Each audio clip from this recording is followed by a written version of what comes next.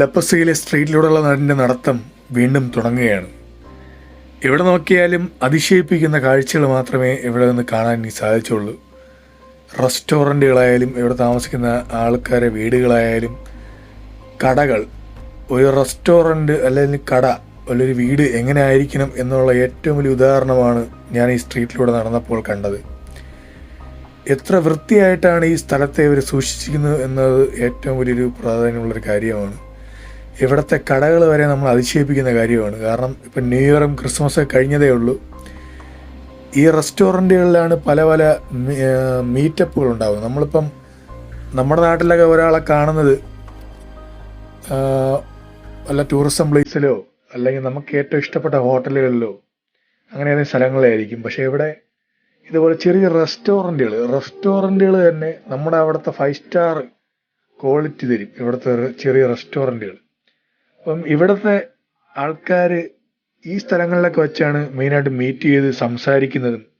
അവരൊക്കെ ഒരു കോഫിയൊക്കെ ഓർഡർ ചെയ്ത് അല്ലെങ്കിൽ ഒരു ബിയറോ ലിക്കറോ എന്തെങ്കിലും ഓർഡർ ചെയ്ത് അവർ മണിക്കൂറോളം സംസാരിക്കുന്നുണ്ട്. അതൊക്കെ നമുക്ക് ലൈവായിട്ട് എനിക്ക് ഈ സ്ട്രീറ്റിലൂടെ നടന്നപ്പോൾ ഇഷ്ടംപോലെ കാണാൻ സാധിച്ചു.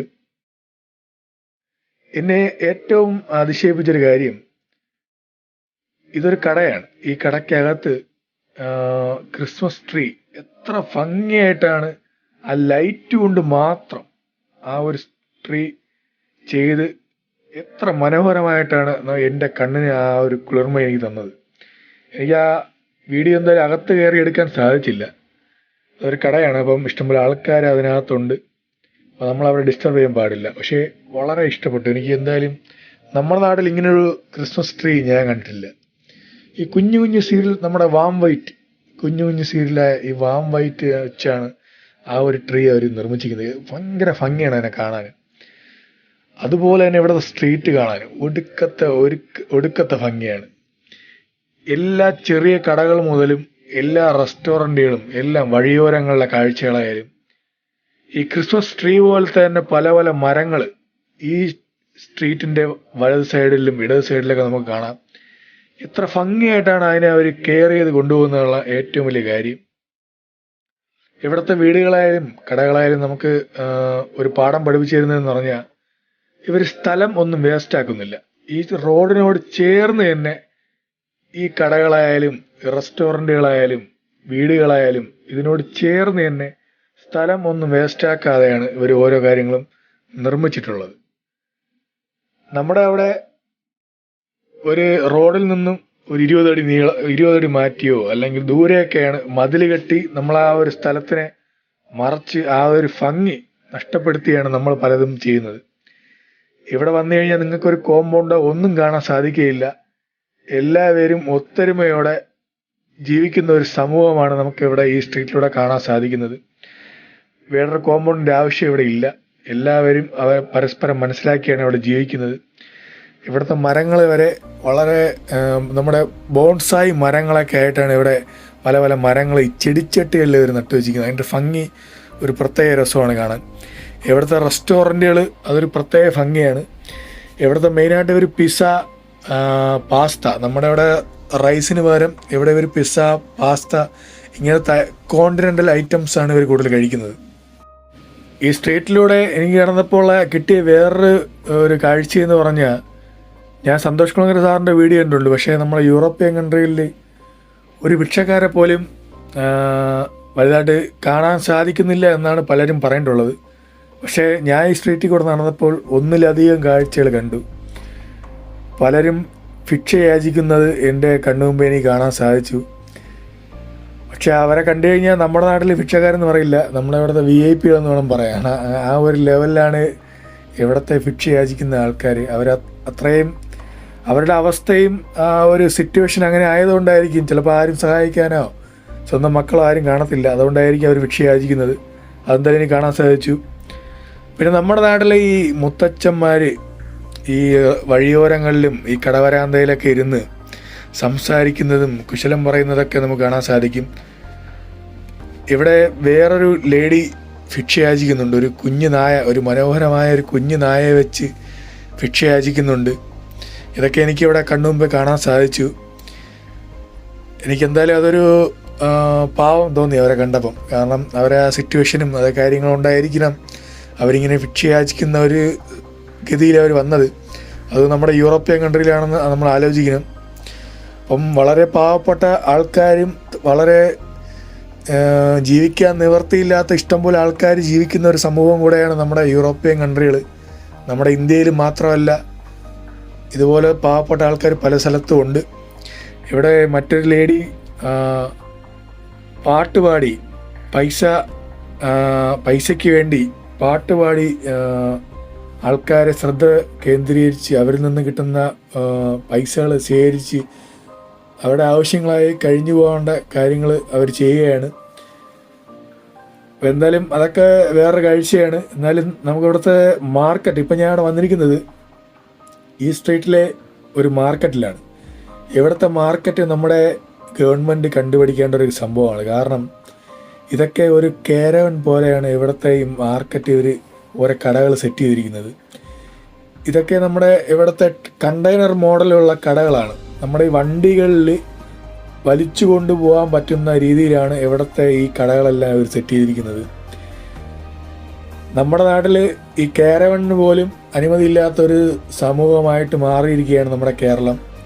ടൂറിസത്തിനെ പ്രൊമോട്ട് ചെയ്യാതെ, അതിൻ്റെ സാധ്യതകൾ മനസ്സിലാക്കാതെ, അതിനെ പെറ്റി അടച്ച് കേസുകൾ രജിസ്റ്റർ ചെയ്ത് അങ്ങനെ നടക്കുന്ന ഒരു സമൂഹമായി മാറിക്കൊണ്ടിരിക്കുകയാണ് നമ്മുടെ കേരളത്തിലെ ജനങ്ങളും നമ്മുടെ ഗവൺമെൻറ്റും. ജനങ്ങളല്ല, ഗവൺമെൻറ്, അവരാണ് ഈ ടൂറിസത്തിനെ ഇല്ലാതാക്കുന്നതെന്ന് ഞാൻ പറയും. ഇവിടെ വന്ന് നമ്മളിതൊക്കെ കണ്ടു കഴിഞ്ഞാൽ ഇവിടെ എന്തുകൊണ്ട് ആൾക്കാർ ടൂറിസം ഇത്രയും ഡെവലപ്പ് ചെയ്യുന്നു, ആൾക്കാർ ഇങ്ങോട്ട് വരുന്നു എന്നുള്ളതിൽ ഏറ്റവും വലിയൊരു മറുപടി നമുക്കിവിടെ വന്നു കഴിഞ്ഞാൽ കാണാൻ സാധിക്കും. ഇതെല്ലാം ഈ കണ്ടെയ്നർ മോഡൽ പോലെ നമ്മുടെ കാരവൻ പോലത്തെ ഓരോ കടകളാണ്. ഇവിടെ ചീസ് എല്ലാ ഐറ്റവും ഉണ്ട്. പാസ്ത, ചീസ്, നമുക്ക് എന്തൊക്കെ ആവശ്യമുണ്ടോ നമ്മുടെ അവിടെ വെങ്ങനക്കടകളിൽ കിട്ടുന്ന എല്ലാ ഐറ്റവും ഇവിടെ ഉണ്ട്. എന്ന് പറഞ്ഞാൽ നമ്മുടെ ഇവിടുത്തെ ആൾക്കാർക്ക് ആവശ്യമായിട്ടുള്ള എല്ലാ സാധനങ്ങളും ഇവിടെ ഉണ്ട്. ഇതെല്ലാം വൈകുന്നേരം വീണ്ടും വണ്ടികളിൽ കെട്ടി ഒരു വേറെ സ്ഥലത്തേക്ക് പോകുന്ന ഒരു രീതിയാണ് ഇവിടുത്തെ മാർക്കറ്റിൽ കണ്ടുവരുന്നത്. ഇവിടെ നമുക്ക് പാസ്തകൾ പല പല വെറൈറ്റി ഐറ്റങ്ങൾ കാണാം. ഹോം മെയ്ഡ് പാസ്ത മുതൽ നമ്മുടെ അല്ലാതെ മാർക്കറ്റിൽ കിട്ടുന്ന എല്ലാ പാസ്തകളും, ചീസ്, പോർക്ക്, ബീഫ്, നമ്മുടെ മട്ടൺ, എല്ലാ ഐറ്റവും ഇവിടെ ഉണ്ട്. എന്ന് പറഞ്ഞാൽ നമ്മുടെ ഇവിടുത്തെ ആൾക്കാർക്ക് ആവശ്യമായിട്ടുള്ള പച്ചക്കറികളായാലും പിന്നെ പൂക്കൾ ഇവിടെ വളരെ ആവശ്യമായിട്ടുള്ള സാധനമാണ്. നമ്മളൊരാളെ മീറ്റ് ചെയ്യാൻ പോകുമ്പം നമ്മുടെ നാട്ടിൽ ക്വാർട്ടർ കുപ്പിയും മദ്യകുപ്പിയാണ് കൊണ്ടുപോകുന്നത്. നമ്മളൊരാളെ മീറ്റ് ചെയ്യാൻ പോകുമ്പം അതൊരു സന്തോഷമാണ് നമ്മുടെ നാട്ടിൽ. പക്ഷേ എവിടെയെന്ന് പറഞ്ഞാൽ ഈ പൂക്കൾ കൊടുത്താണ് ഇവരെ ഈ വെൽക്കം ചെയ്യുന്നതും ആ ഒരു സന്തോഷ നിമിഷം ഇവർ പങ്കിടുന്നതും. പിന്നെ നല്ലൊരു മധുരം കൊടുത്തായിരിക്കും. ഇവിടെ നേരെ മറിച്ചാണ്.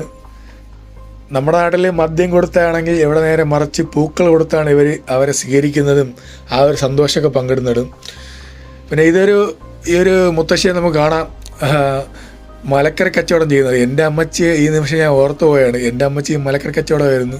അപ്പം അമ്മച്ചിക്ക് ഇന്ന് തികച്ചും വ്യത്യസ്തമായ ഒരു രീതിയാണ് ഇവിടെ. എൻ്റെ അമ്മച്ചി ഈ മലക്കറിയൊക്കെ വിറ്റുന്ന അവസ്ഥ ഞാൻ ഇപ്പോൾ ആലോചിക്കുകയാണ്. വളരെ പാവപ്പെട്ട ഒരു അമ്മച്ചിയായിരുന്നു എൻ്റെ അമ്മച്ചി. എന്തായാലും അവരിൽ നിന്നും ഏറ്റവും വ്യത്യസ്തമായ ഒരു കാഴ്ചകളാണ് ഇവിടെ നിന്ന് എനിക്ക് കാണാൻ സാധിച്ചത്. ഇവിടെ എല്ലാം പല രീതികളും നമ്മുടെ നാട് പോലെയല്ല. ഇവിടെ പല പല കളറിലായാലും ഭംഗികളിലായാലും പല പല പൂക്കൾ നമുക്ക് കാണാൻ സാധിക്കും. ഈ സ്ട്രീറ്റിൻ്റെ അടുത്തായിട്ട് തന്നെ നമുക്ക് ഈ ഓറഞ്ച് മരങ്ങളൊക്കെ ഇഷ്ടം പോലെ നിൽപ്പുണ്ട്.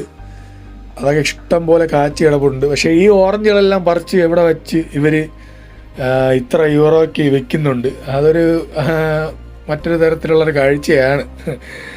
ആവശ്യമായിട്ടുള്ളവർക്ക് ഓറഞ്ച് പറിക്കാം, ഇവിടെ ഒരു കുഴപ്പമില്ല. പക്ഷേ ആ ഓറഞ്ച് പറിച്ച് വെച്ച് ഇവർ മറച്ച് വെക്കുന്ന ഒരു കാഴ്ചയും എനിക്കിവിടെ കാണാൻ സാധിച്ചു. പിന്നെ ഈ മാർക്കറ്റിലുള്ള വേസ്റ്റുകളെല്ലാം തരംതിരിച്ച് അവർ ഓരോ ഡസ്റ്റ്ബിന്നിലാക്കിയിട്ടേ ഇവിടെ നിന്ന് പോകൂ. അത്രയും ക്ലീൻ നീറ്റായിട്ടാണ് ഇവിടുത്തെ മാർക്കറ്റ് കിടക്കുന്നത്. നമ്മുടെ നാട്ടിലെ മാർക്കറ്റിൽ നമ്മൾ മൂക്ക് പൊത്തി പോകുന്ന ഒരവസ്ഥ ഉണ്ട്. പക്ഷേ ഇവിടെ എത്ര മനോഹരമായിട്ടാണ് ഈ ഒരു മാർക്കറ്റ് അവർ സെറ്റ് ചെയ്തിരിക്കുന്നതും ആ ഒരു കച്ചവട രീതിയായാലും ആൾക്കാരുമായിട്ട് ഇടപെടുന്ന ഒരു രീതിയായാലും ഇവിടെ നമുക്ക് കണ്ട് മനസ്സിലാക്കുന്ന ഒരു കാര്യമാണ്. നമ്മുടെ നാട്ടിൽ പറയും ഈ ചന്ത സ്വഭാവം എന്ന് പറയും. നമ്മുടെ ഈ ചന്തയിലുള്ളവരെ ഏറ്റവും വില കുറച്ചായിട്ടാണ് നമ്മുടെ സമൂഹം കാണുന്നത്.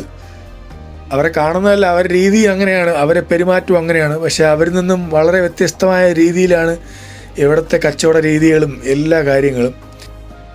എനിക്ക് ഈ സ്ട്രീറ്റിൽ കൂടെ നടന്നപ്പോൾ കിട്ടിയ അനുഭവം എന്ന് പറഞ്ഞാൽ, നമ്മളൊരു മാർക്കറ്റ് എങ്ങനെ ആയിരിക്കണം, അല്ലെങ്കിൽ എങ്ങനെ കച്ചവടം ചെയ്യണം, ആൾക്കാരെ എങ്ങനെ ആകർഷിക്കാം, അല്ലെങ്കിൽ ഒരു കടകൾ ഇങ്ങനെയും സെറ്റ് ചെയ്യുക.